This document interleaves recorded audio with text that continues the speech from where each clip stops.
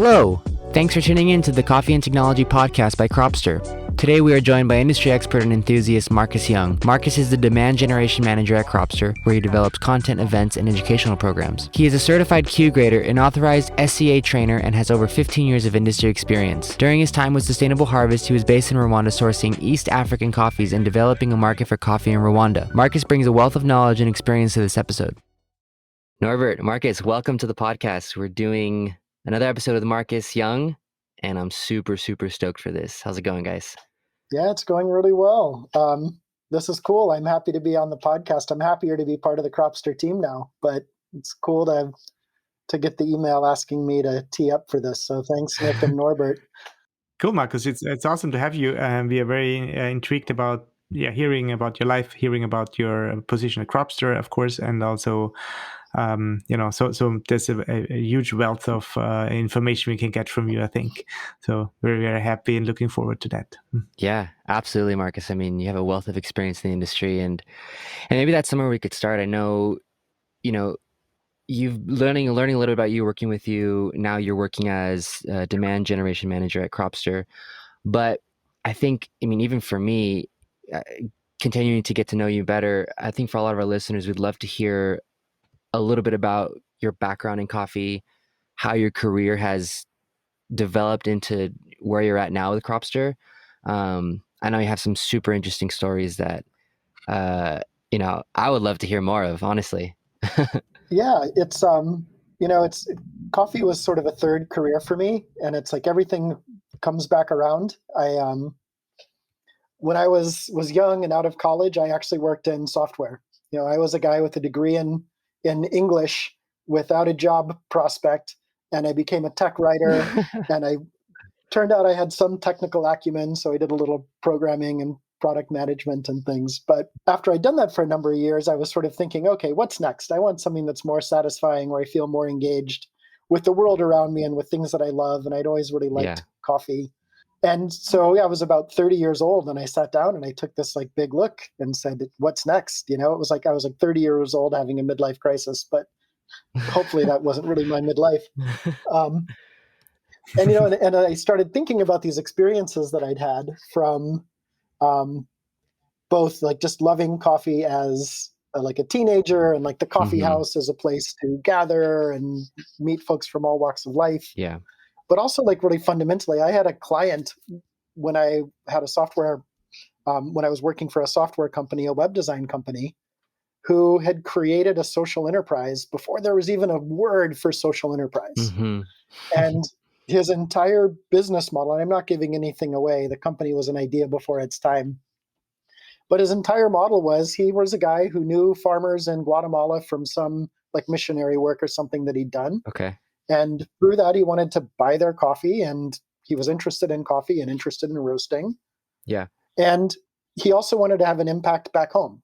Okay. So we created this subscription model software company or coffee company. Okay. And we were building the software for him. Nice. Where the local band, right? The high school band or the high school debate team, instead of going and trying to sell you a bar of chocolate or a magazine subscription that, right, none of us want. Yeah. He thought, well, people want coffee. Yeah. People like delicious coffee. Yeah. What if these bands can sell coffee instead? And they keep basically 100% of the profit. And it's a private labeled coffee for them. Nice. And then the hook was there was a URL on the back, and they could subscribe then to receive that coffee again and again. And once that recurring subscription happened, they would, the nonprofit entity would receive, 10%, and the roasting company would keep the rest. Yeah. So that's kind of where the profits would come. Yeah. And so meetings with this guy were awesome, because we would talk about the places where he was sourcing coffee and the communities there in Guatemala. We would also talk about his ability to have an impact and change the world at home. And I think most importantly, he never wanted to talk about his software. He just wanted us to taste coffee. Very cool. Yeah, it was rad. So I kind of just recalled those experiences, along with, I think the first coffee farm I ever visited was in Venezuela near the border with Colombia, sometime in the early 90s, And that's something you never really hear of, at least now you don't really hear Venezuelan coffee, but the fact that you just mentioned that, it's for me, it's mind blowing. Yeah, it's there, and it's really interesting. And I remember, like, like as happens when you're in small rural towns, like some kid just wanted to be my guide for the day, so I said sure, and his family had a coffee farm, and the rest is kind of history. Nice. But yeah, so it's like everything old is new again, because it was that experience that really hooked me and got me into coffee. Nice. That's awesome. For me, and maybe Norbert has his own fascinating things that he wants to hear too, so please, Norbert, chime in as well. But for me, one of the most fascinating things about your career that I know of is your time spent in Rwanda as a green coffee buyer, if I'm not mistaken.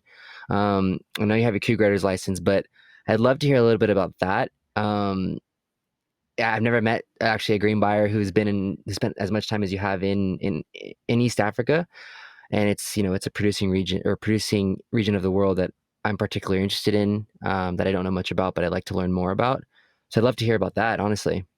Yeah, it was sort of an interesting path, I guess, that took me there. I was working for the coffee importer Sustainable Harvest Okay.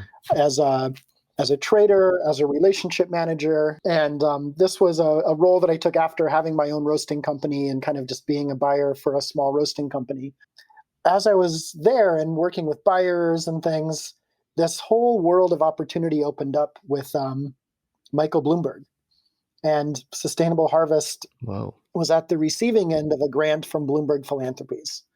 Okay. And I remember one of my mentors, Dave Griswold, who founded that company, even before I was an employee, we would sit down at his desk and he'd be like, wow, Michael Bloomberg wants to give me a whole lot of money. And if this goes south, this could be like really bad, right? Because Michael Bloomberg, is one of the richest people on the planet, and very concerned with data and technology and all of these things. Mm-hmm. So we started talking about this. I started working for the company then, and in addition to my role as like a trader and finding some coffees for their roasting clients in East Africa, I started getting involved with this grant because we were mandated doing. And Bloomberg's funny. It's not like you apply for a grant. Bloomberg finds you, taps you, and gives you money based on like a 2-page proposal.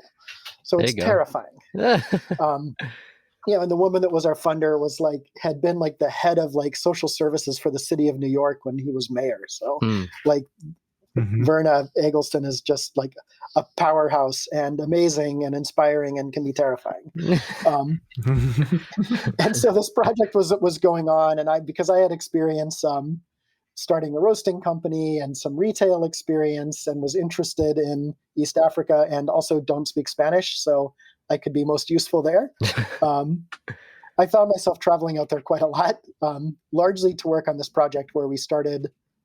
We didn't start. The women that were members of these cooperatives were able to organize and become more organized, and we were able to give them access to funds and financing and technical support and training, with the whole idea to help them kind of move up the value chain and increase their livelihoods. So, a big part of that was building their own washing stations, but another part was creating more of a local consuming culture there, and building a roastery, building a cafe, and putting all of those pieces together.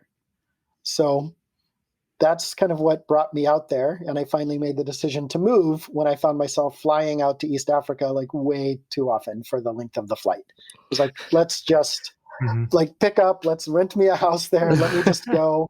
We had a really talented team there that like really understood like the NGO kind of side of things. And I felt like we really needed like some of my expertise understanding the coffee and the quality piece, both to host potential buyers, but also to speak the language of coffee with the government coffee authority and with the washing station managers. And that's what finally took me there. Just one quick thing, Marcus. You were mentioning the local consumption aspect, which always intrigued me over the last years. It has changed so much. It has changed countries, cultures, and of course, the understanding of coffee. Can you chip in on that? That was already so many years ago. Why was this part of the project, and what did it do? Yeah, it was part of the project was, I think, just a sense of national pride.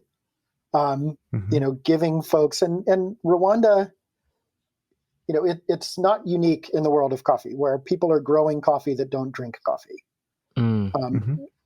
Maybe a little bit more extreme in Rwanda where everybody drinks tea. Almost none of them drink coffee to the point where they're told it's poison, like growing up. Oh, wow. Like, don't drink this. This will hurt you. Your heart will race. It's like all of these crazy things. Where would that come from? And all that I can figure is that had to have come from coffee's history and its colonial past, where, when coffee was first planted there now 3 generations back, it was very much a colony. Belgium was the kind of primary colonizing force there. And you don't want the locals basically drinking your profits. It's like you grow it, we take it, we export it, we roast it, we keep the profits. It becomes a profit center for that country. So to reverse that is that's amazing. That's a huge undertaking. It was tough. And I mean, it's literally like you would go and talk to farmers and they would just give you all these reasons why it's poison. And I've got some great photos. Maybe we could put them when we post the podcast if you want, of people tasting coffee for the first time and making terrible faces. Or, doing cuppings in my lab with like co-op leadership and they became accustomed to coffee, but their lexicon to describe coffee was very limited. It was all peanuts. They called it ground nuts. And it took me some time with a translator to realize that wasn't peanut butter. It was nuts that grow in the ground, which are peanuts. And, and it was like, when you think about the life of somebody living in a rural area 2 hours from a paved road, it's like peanuts, it's rice, it's legumes, it's some papaya, mango, avocado, and maybe goat. Yeah. And that, I mean, really, like that's their staples. So when we would talk about coffees that we wanted to exhibit flavors of dark chocolate or raisins or grapes or fruit or apples, these were out of the norm. So we would do tastings with them. And boy, for somebody who hated coffee when they first started tasting it, giving someone a grape who has never eaten a grape was like a shocking experience. It's this kind of hard skin, right? It explodes in your mouth. And then it's like very sweet and juicy, but also like astringent from the grape skin. Yeah. They would spit out chocolate. So how's it now? Is it has the culture changed? Is local consumption a thing? And what it is. The local consumption is a thing. And I think, it's become popular enough that now there's criticism of the project that I was a part of saying, oh, you're just like this funded project creating these companies and but also kind of failing to recognize that, well, all of these local opportunity, all of these local cafes and roasters that have opened now, and this whole barista culture, like really was very minimal when we came in. There were a couple of decent cafes and that was it. And for us to really make that change, it was sort of thinking about, okay, who is most likely to drink coffee? And we really did create a brand that kind of appealed to expats and like government and like the Rwandese, like upper middle class that had maybe gone to university out of country and developed a taste for it. But kind of keeping in mind that coffee can be a somewhat affordable luxury. So it can be like kind of an aspirational brand quite easily. And I think through starting there, we saw it kind of trickle down and became, more popular to some people. It's still, I'm sure there's still a lot of people there that hate it, think it's poison, think it's disgusting. But hey, got to start somewhere. And really quick, I'm actually really curious to know, where did they actually, like, what did the locals that thought this was poison, where did they think the coffee went, or what did they think, they did with the coffee? Right. I mean, some knew that people were drinking it, that it was being like exported and roasted. Like some people sort of knew about the supply chain. Okay. But, in like the very rural areas where like folks really had limited access to education and things, they thought maybe it was like pharmaceuticals. They just they just didn't know. They just knew that they could grow this thing, that a government agronomist would give them inputs occasionally, that a truck would pull up and give them cash for what they'd picked. And that was it. Yeah. So moving them from that stage even to being a member of a cooperative that owned a washing station and that could negotiate an export contract with a union was like a pretty big lift up the supply chain. Hey, that's always really fascinating and interesting. A lot has changed. So I'm of course a big believer on integrated supply chains, where a lot of information flows, where there's a lot of transparency, and also a lot of efficiencies on that topics. And that's why we introduced technology towards that. Do you think that has something to do with it? I sometimes compare to other industries or to other information which wasn't that readily available. Um, I mean, just the introduction of Facebook, I think, has changed the world towards people seeing things they haven't seen before, communicating with people they haven't communicated before.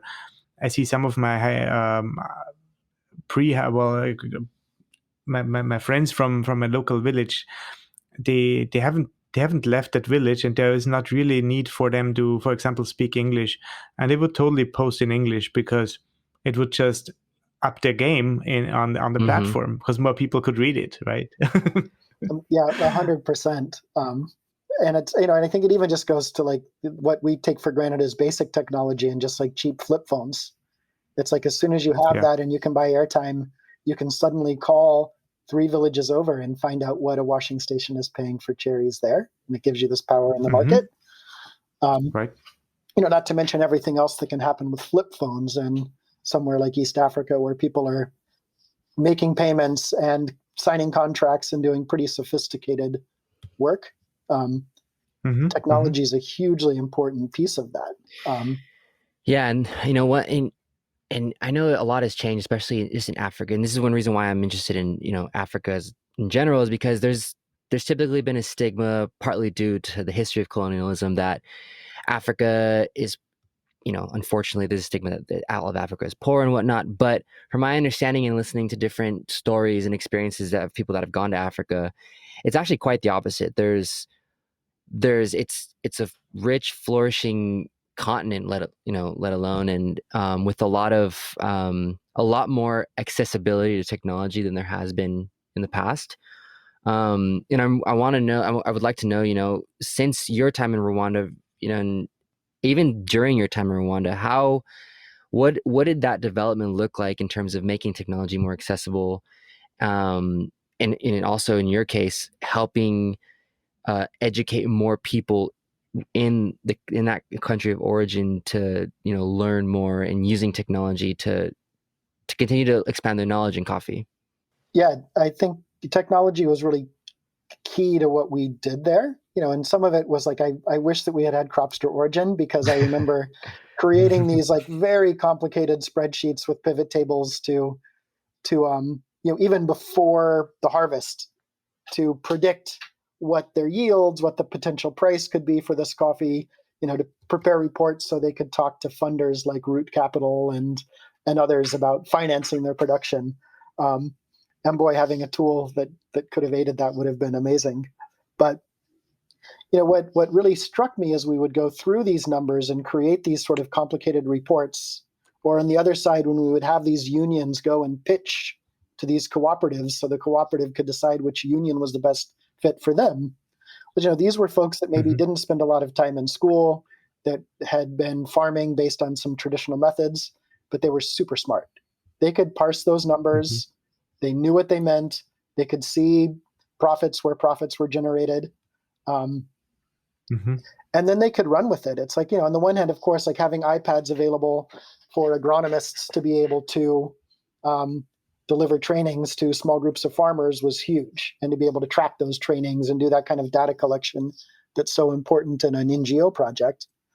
But it was also finding the appropriate technology and finding like a simple phone tree that called people's SMS numbers and asked them like yes, no questions.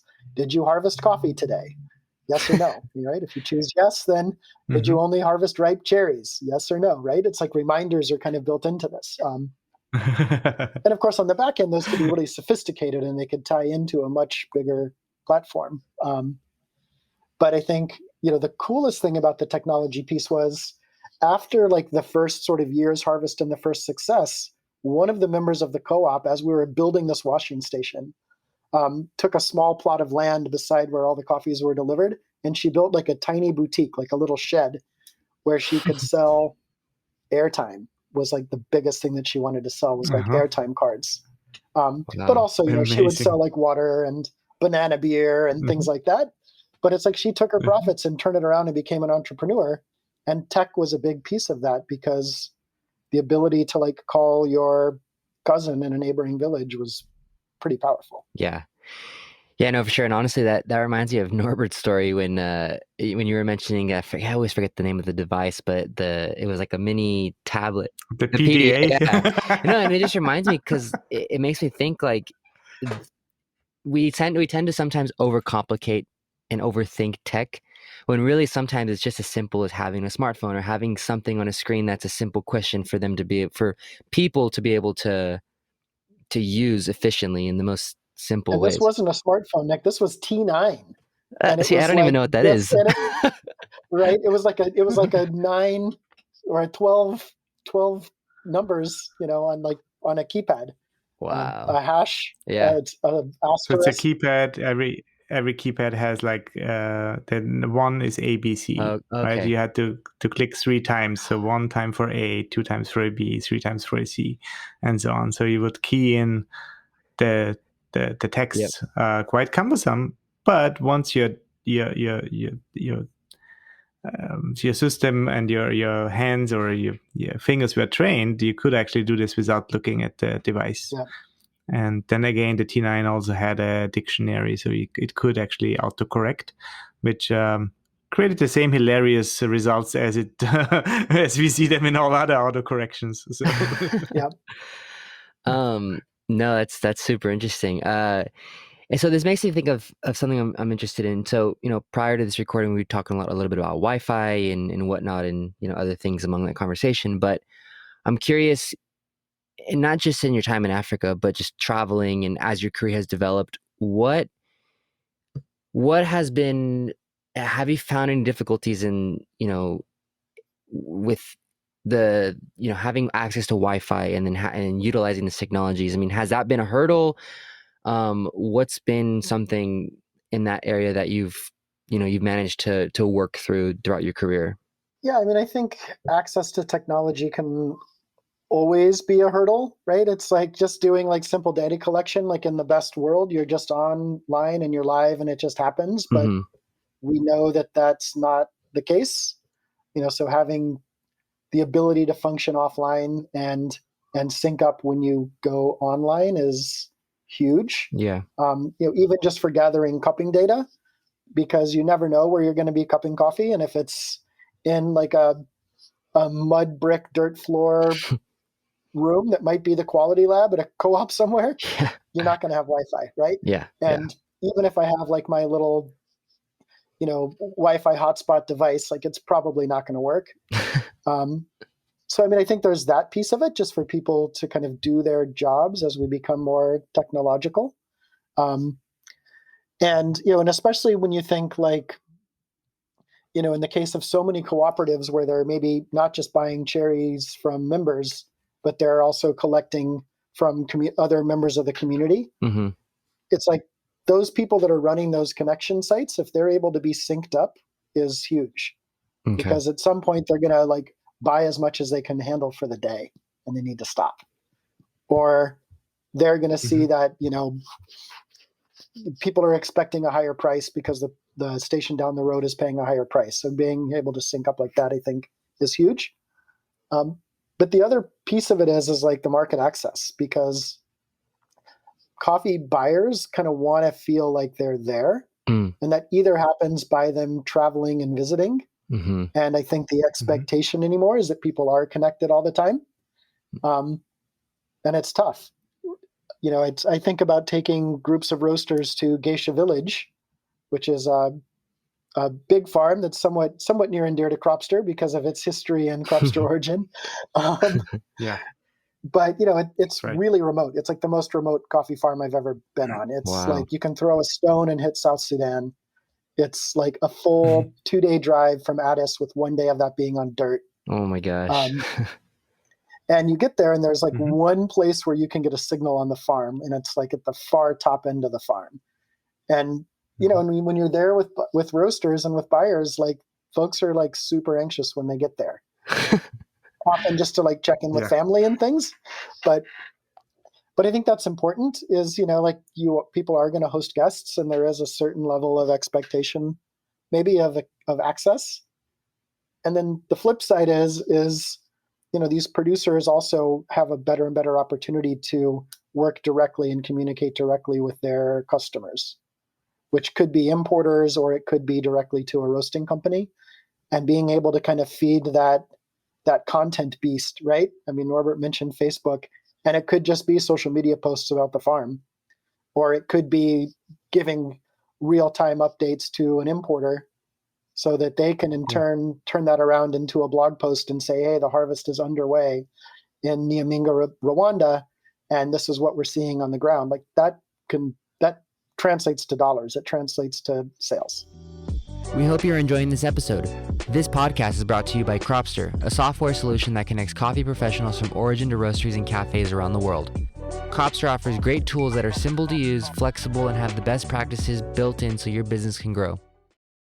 So Marcus, we and also Nick, we have talked about a few aspects here. One is what can be the expectation of how technology is being used.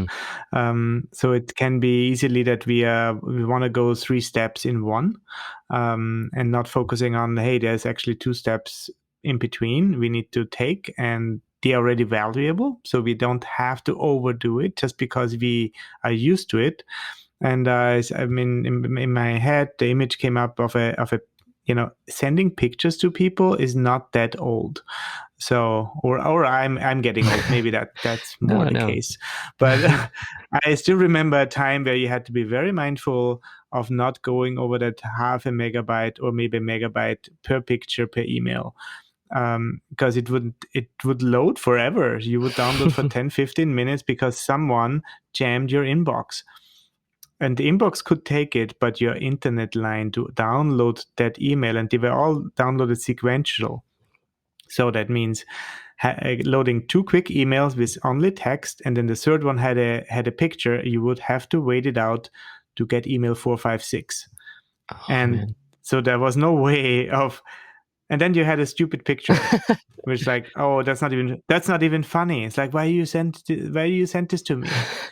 And I think complete wasted time downloading. People exactly. So people who were online during that era of time, we all know what that was. Marcus was just nodding and laughing. Oh my gosh! Yeah, when a photo would load literally pixel by pixel, line by line. Yes. And then you're like, why did I wait 15 minutes? And again, those 15 minutes, or you would pay internet by the hour. So it was costly. And now the same happens, or that still happens in other areas. So we have to be mindful how to deal with digital content. Not everything just because we can, we should. That's the same. Like, should I stream a video in 8K if I'm only watching it on a small device? What's the point? Right? There's no point of jamming the infrastructure. Just because the US infrastructure is so strong doesn't mean we should. Yeah. And I think that's one of those learnings. And the other thing is like the public involvement or companies' involvement in creating those infrastructure pieces where internet becomes available. I know of long-running projects in Colombia, government-funded projects where they just would put in cell towers, which would be there for cell phones, but also for data. So, Marcus, what did you see the last 15 years? What I haven't? No, it's. I mean, I can go back to that visit to Venezuela, which that was like 1990 something before 1994. I don't even remember 90, 91, 92, 93, somewhere in there. So pre-internet era. Pre-internet era, and it was very much it was even like pre-wide adoption of cell phones in the US. It was still like totally. Lots of landlines, and I remember landing in Caracas, and like everybody on the plane that was local, as soon as that plane landed, their cell phones rang. Right? So I think cell phones are so interesting because here's a technology that was much cheaper to implement broadly than than wired telephone lines. Right. And so, it's like, it's no wonder that some of these places that are like more downstream in coffee's production, in some ways they're more technologically advanced because they did have this like simple like cell phone mobile money and were able to like pay each other person to person 20 years ago, where we've only had that with like Venmo, PayPal, and like cash, right? Like Apple Cash for a very short time. Yeah. So, I mean, I think there's that part of it. Absolutely. And to your point about like what's important on the technology standpoint and specifically thinking about like bandwidth and what's important to convey, photos are great and buyers really like that. But I think we also need to think about the global supply chain. And, at the end of the day, to get business done, it's way more important to be able to send like a phytosanitary certificate and a certificate of origin digitally than it is like another photo of a truck stuck in the mud. Right. Or even as simple as like being able to make a payment. I mean, that is at the end of the day what the goal is for some of these producers. Yeah, exactly. Like, if it's a wire transfer that I'm making as a buyer to an exporter, and then that exporter can pay the union, and then the union can pay a second payment to the cooperative, and then that cooperative that might represent 3,000 people can pay all of those people like a second payment based on their profits. That's huge. Yeah. So we just looked at that a little bit, seeing that some countries basically jumped to a higher technology right away instead of implementing one which was older and became either obsolete or is still in place in some countries, right? So landlines, I think, is almost a thing of the past. Oh, it's still there, but I mean, in many homes there's not such a thing anymore. So even like I know that about maybe 10 years ago, it was still, you wanted an alarm system, you needed to have a landline, and now you have like 3 SIM cards to back each other up, and so it's all good, and you don't even have to worry about it. So, and I would like to swing over to education, because that's a part for me personally. I have, of course, done online courses and some online education, but my base education was all presential. That was not a thing 20 years ago, going virtually to university or doing an exam now for a lot of, for most children, this is a reality. What can we learn from that? What can we do? Should we do as coffee educators? And as in your case, you were and are a coffee educator. Yeah, it's like, and I'm a coffee educator, which was something that didn't exist when I was learning about coffee. I mean, it's like, like that whole idea of like professional education in a field like this was somewhat unheard of. I mean, I think I'm lucky. My very first job in coffee was with Peet's Coffee, that actually had a training and education department that was really robust. Yeah. And a lot of the folks that were in that department are now coffee buyers and like directors of coffee and doing interesting work at companies like Atlas and Equator and Temple Coffee and like Bull Cafe. Like it was an amazing incubator at the time. But yeah, and it's and I think, in education, I think it means different things to different people, and technology's value in that means different things too, right? On the one hand, there's somebody who, say, just wants to like step up. They want to learn how to be a barista because they've loved coffee. They're not working in coffee, or they want to know how to roast, or they want to know how to cup, like, and that's really important. And I think for a lot of those folks, it's actually best to start with a very low tech, very hands-on approach. When we can just take roasting, I think, as an example, because that's, of course, Cropster and our roasting platform is so well known. For those folks, I actually wouldn't let them use Cropster for like the first 4 days of a class, because I wanted them to do it by hand. I wanted them to log with pen and paper. I wanted them to really understand like what the coffee was doing. I wanted them to focus more on the coffee, less on like the data. And recording by hand is painful. And I also didn't care if they missed data points. It's like the coffee is more important. Like if you miss 2 minutes of temperature readings, who cares? Mm-hmm. But what that did is when they stepped up to using like roasting intelligence on Cropster, they understood what the numbers meant much better, and they understood how all of these, development phases and rate of rise and time and temperature curves, they had kind of a fundamental understanding of how that applied to the actual coffee. So it was a little bit of a slower learning process, but it was super important. And I think ultimately they saw the value and they were happy to like put pen and paper away.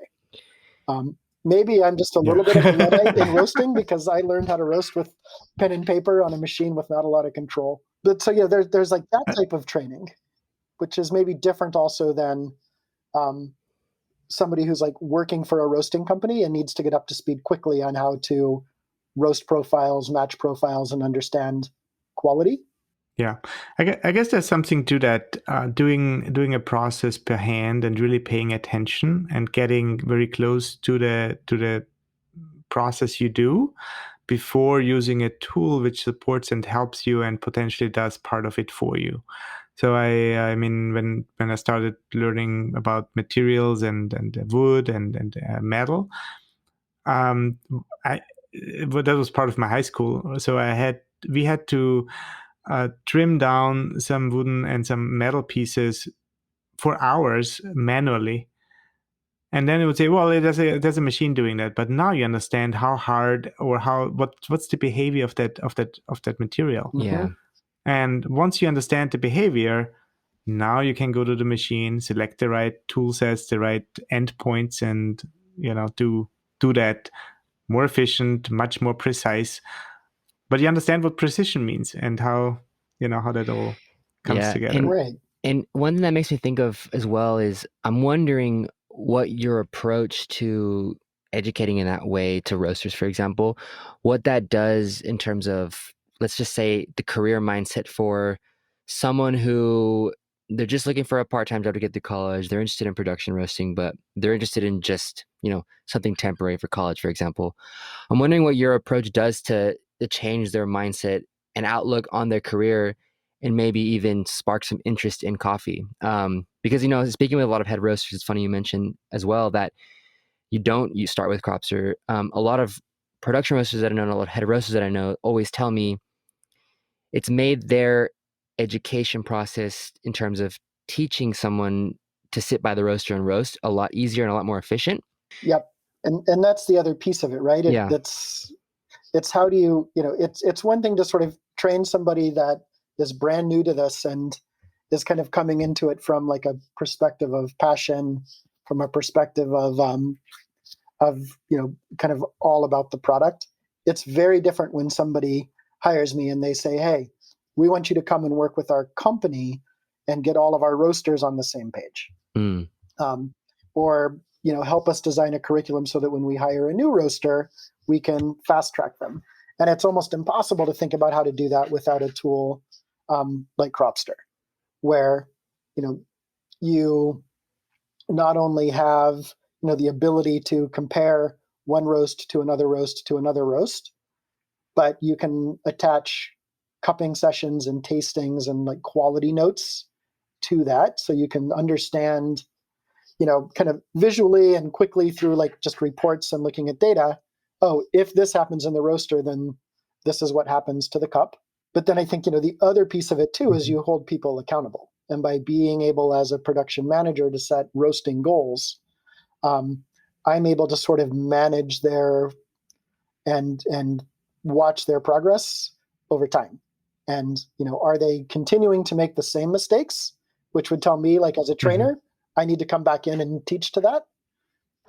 Or are they actually improving and we're seeing like missed roast goals happen less frequently over their first 2 or 3 weeks solo on the roaster. So technology is like the absolute best tool for that. I would still probably put that person at least on a sample roaster for their first 1 hour of roasting with a pen and paper, because I mean, as Norbert said, it just teaches you in a fundamental way about the product you're working with. I guess it also depends from your question, Nick. If you want to be a Mm-hmm. roaster because you are passionate about coffee and you want to be close to the material and close to what's really happening, or if you just want a job and you don't care if it's coffee, cacao, or any other thing you make brown, then you're basically an operator. And I think there's all kinds of like shades in that in that job Yeah. description. Some people are really like very passionate roasters, very passionate about the coffee, and of course they also need to be an operator. And making being an operator easier lets them focus more on the product. Yeah. I think that's another angle to use of technology, because they are anyway already interested in touching the coffee as many times as possible, Yeah. right? Yeah, and for me, it's interesting because, me being young, I'm very passionate about coffee. I've chosen coffee as a career, but, a lot of my friends, everybody I know drinks coffee, but they just drink it and they drink commercial coffee and they're happy with their cream and sugar and whatnot. But, one thing to, your approach, Marcus, that I'm curious is, have you seen that because of your approach to teaching in coffee, has that led to a persuasion or an influence to have for someone to have a career in coffee? Or has it just been like, hey, I need to know this because this is my job right now and that's it? Yeah, it's absolutely led to people having careers, and I think Okay. being more long term with their companies. Um, and and I think it's some of the larger roasting companies that some may consider specialty, some may not, depending on how you slice it. But certainly, like high volume, growth oriented, Mhm. fast growing companies. I mean, they're folks that continue to sort of reach out and want to send their employees through the kind of methodology that I teach. It's Mhm. I do think that there's a little bit of investment in like the first method that I mentioned of let's get people kind Mhm. of roasting by hand first, Mhm. because then ultimately they'll understand, um, and perhaps be more engaged with the industry long term. And I think it's fascinating because it's like the same kinds of discussions that you hear manufacturers of super automatic espresso machines like Eversys having around Yeah. Yeah. baristas. It's like, Mhm. let's let the machine do what the machine is very good at, which, Mhm. it's like, with Cropster and roasting and with machine control and gas control and things like, great. Cropster is very good at a lot of predictions within a roast profile. Cropster is really, good at interfacing with different machines and manipulating gas settings and airflow settings in order to accomplish a profile based on these predictions. Awesome. Let's let the machine do that. It's like a barista. Like, let's let the super automatic espresso machine grind, dose, tamp, start the water, stop the water. And let's instead focus the Yeah. operator on what's actually happening with the product and make changes as needed. In the case of Mhm. baristas, it's like, let's let them engage with the customers um, and focus on customer service and customer experience. And I think in the case of a roaster, it's gives them more time to really watch the coffee, taste the coffee, and compare, apples to apples or apples to oranges when things are different in a profile, and make the decisions to improve their product over time. Yeah, definitely.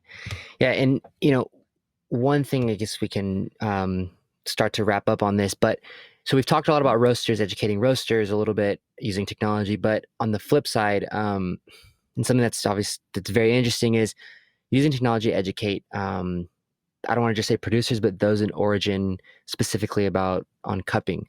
And I say that because I know, having read a lot of different articles and blogs about cupping and whatnot, that there's a really big, I would say, calibration issue in the industry in terms of objective cupping and subjective cupping, but also due to, um, palates being accustomed to different foods in the country.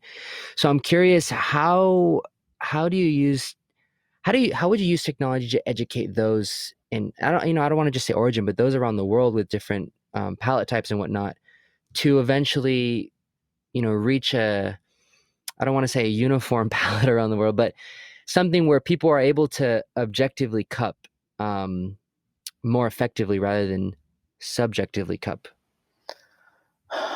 That's a tough question because I don't know that anybody objectively cups. I think that we are, I mean, cupping and tasting is subjective. It's always going to be subjective, period, the end.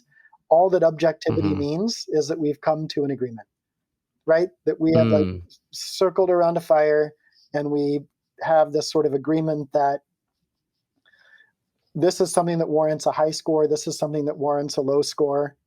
And, I think it's like coffee cupping and Q grading is less of a parlor trick than maybe sommeliers, but it's still a game. And we know that because you know what? The best selling coffee for most importing companies, the best selling coffee for most roasting companies is probably like an 83 to 85 point coffee that's like chocolatey and sweet. That's what people want to drink.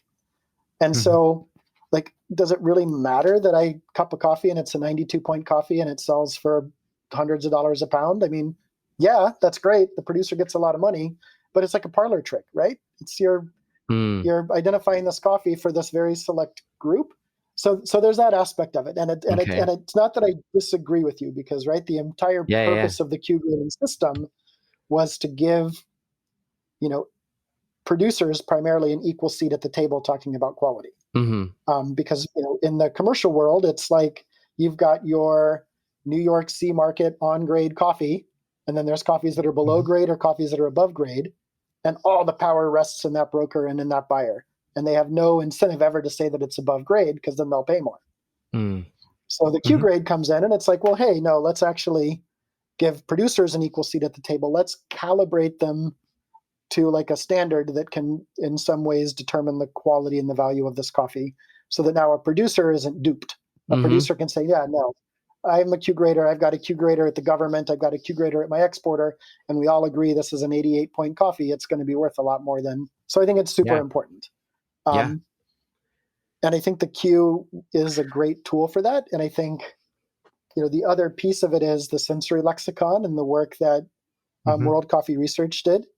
And and of course, like a huge piece of that is being able to design cupping forms that really reference the lexicon.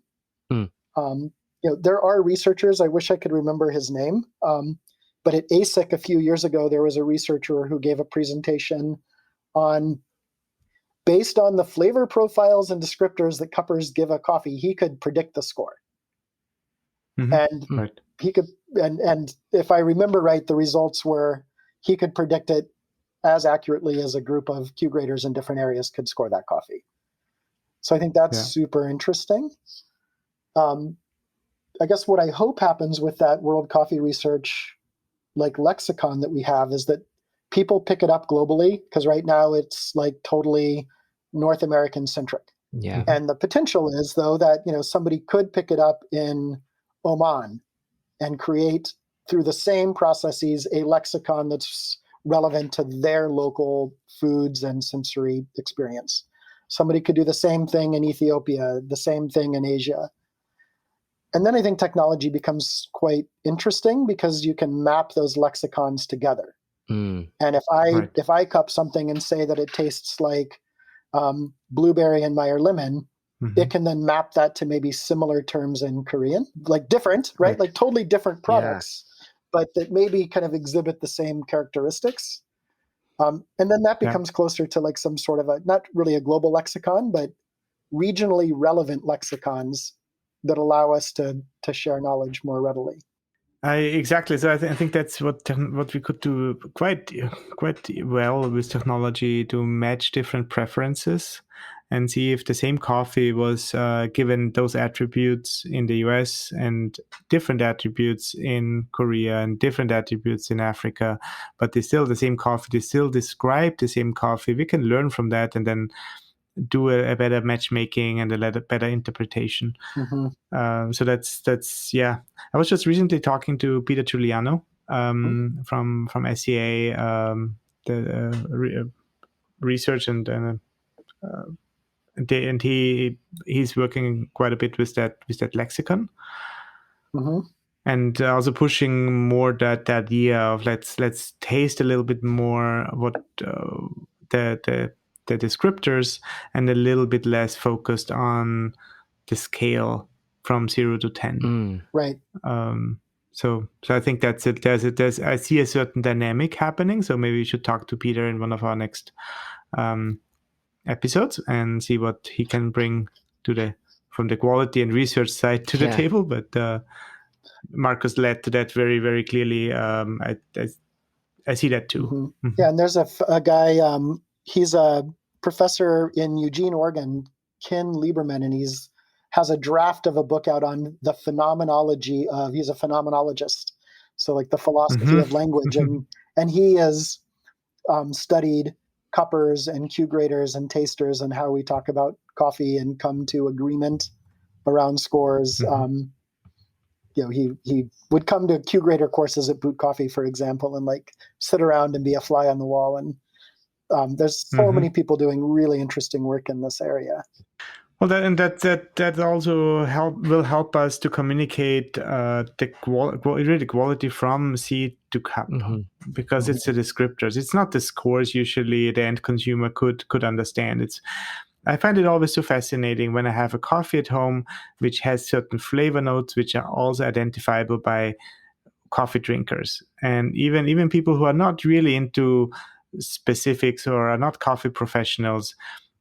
Coming to my home, I prepare that coffee, I give him a sip, and it's like, guys, what do you feel anything? Do you sense anything? And then it might be difficult at first, right? And then you point out what's on the bag. Like, oh, the bag says, hey, there's some lemon notes in there, or there's some melon and some, and they're like, yes, yes, I tasted. And it's an amazing experience and an amazing moment for them. It is. Because they're relating to that product much deeper than they have ever before. Yeah. And then they're free to add cream and sugar if they want to. And some of them at that point choose not to. and Norbert, that's so awesome to hear you say that, because to loop back to Nick's original question about calibration, which I didn't mean to throw him under the bus, but maybe I did a little bit. It's okay. But, it's a progressive conversation. But calibrating around flavor is like so interesting, and I actually truly do think that we are calibrated. Okay. Not necessarily what we like and dislike. Yeah. But having trained like so many like brand new cuppers, folks who have never really like focused on coffee before, and it worked both training people in the same lab all together, and it also worked when I was delivering webinars and like sending packets of roasted coffee to tasters.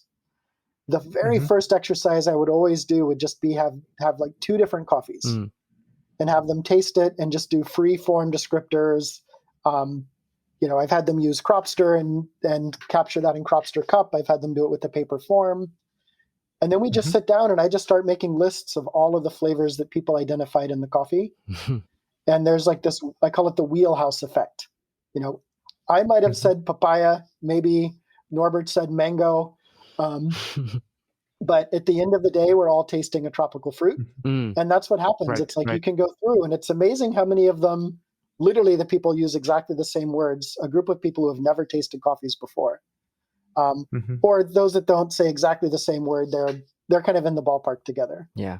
So I do think that we're calibrated around flavors, and that's really what's important, right? Yeah. Because it's like I was never a buyer that wanted to call an importer and say I need an 86-point coffee, or go to a producer and look for a coffee at a score level. I wanted to go and look for a coffee that met a flavor profile. And on the flip side, a roaster wants to put those flavor notes on the bag that Norbert mentions, and not have customers that feel betrayed by flavor notes that they never found there. Right. Systems that help us to get to that common language are way more interesting.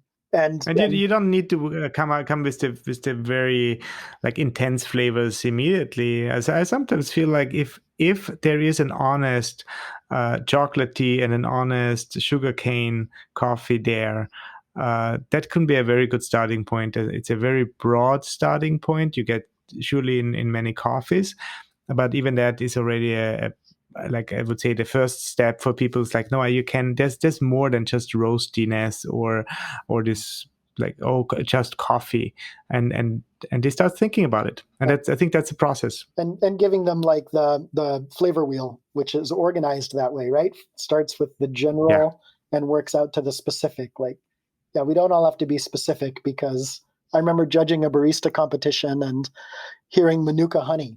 And I was like, well, that's a little bit esoteric, because not a lot of people have experienced Manuka honey.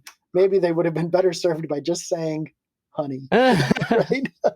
Right? Right. No, I mean, you definitely, for me at least, you made a point, and I've definitely changed my outlook on this subtopic for sure. No, but I mean, I appreciate you sharing your knowledge and sharing your approach to not just coffee, but education in coffee. Super important, I think, especially now, which is it's an increasing trend that's becoming popular. And yeah, no, thank you so much for sharing that. Yeah, super fun. Great questions, guys. Yeah. Cool. Thank you so much. Thanks a lot.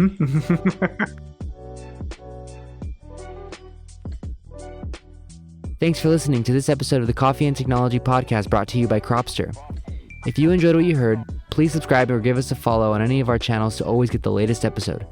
If you're interested in more educational content on all things coffee and tech, be sure to head to cropster.com/learn or visit our YouTube channel. Cheers to more coffee.